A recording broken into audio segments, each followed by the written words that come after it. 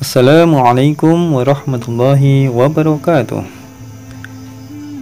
Jumpa lagi di channel Az-Zahra TV.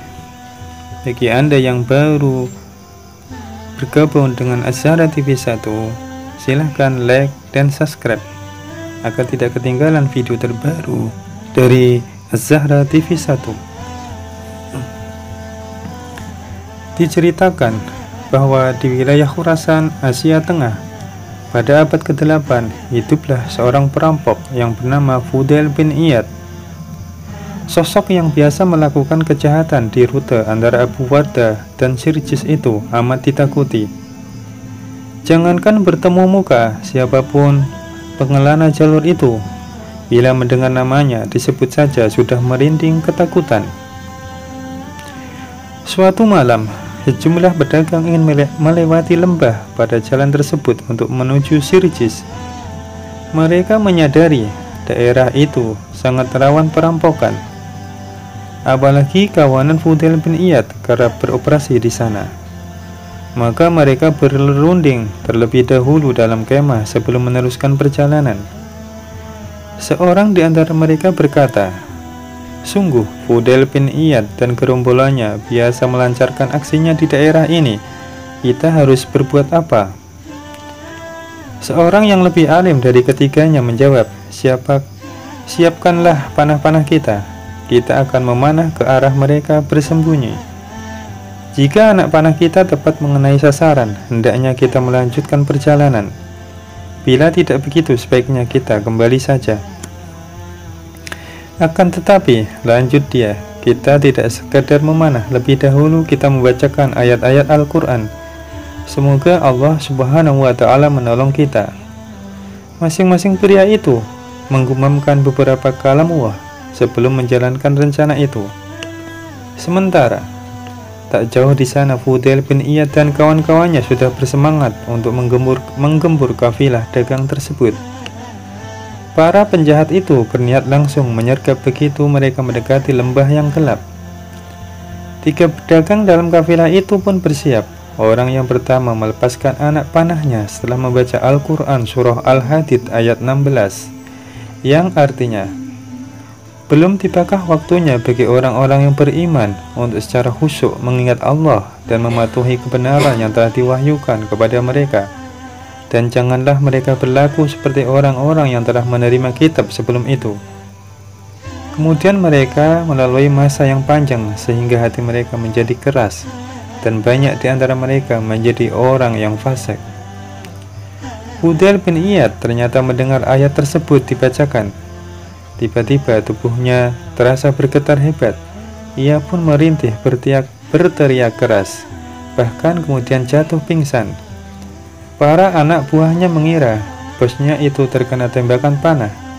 Akan tetapi tak ada satupun luka di tubuh Fudail bin Iyad. "Aku telah terkena anak panah Allah," seru Fudail sebelum tak sadarkan diri. Para pengikutnya membangunkan Fudail bin Iyad. Ia pun kembali sadar meskipun tubuhnya kini basah oleh keringat. Sementara itu, pedagang berikutnya mulai melepaskan anak panah kedua ke arah Fudail, sembari membaca surah Az-Zariyat ayat 50 yang artinya, "Maka segeralah kembali kepada Allah. Sungguh aku seorang pemberi peringatan yang jelas dari Allah untukmu." Fudail pun mendengar ayat ini dibacakan. Kini ia berteriak lebih keras, "Wahai kalian semua, aku terkena anak panah Allah." Orang terakhir dari kafilah itu meluncurkan panahnya sembari mengucapkan surah Az-Zumar ayat 54 yang maknanya, "Dan kembalilah kamu kepada Tuhanmu dan berserah dirilah kepadanya sebelum datang azab kepadamu, kemudian kamu tidak dapat ditolong." Lantunan ayat ini semakin membuat Fudail gelagapan. Ia pun menyuruh seluruh anak buahnya untuk pergi meninggalkannya. "Kalian semua pulanglah. Sungguh rasa takutku kepada Allah telah merasuk dalam jiwaku. Aku akan meninggalkan semua kejahatan yang selama ini kulakukan."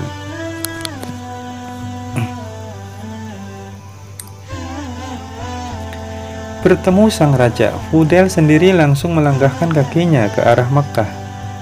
Belum sampai di sana, ia berkemah di suatu daerah dekat Narawan.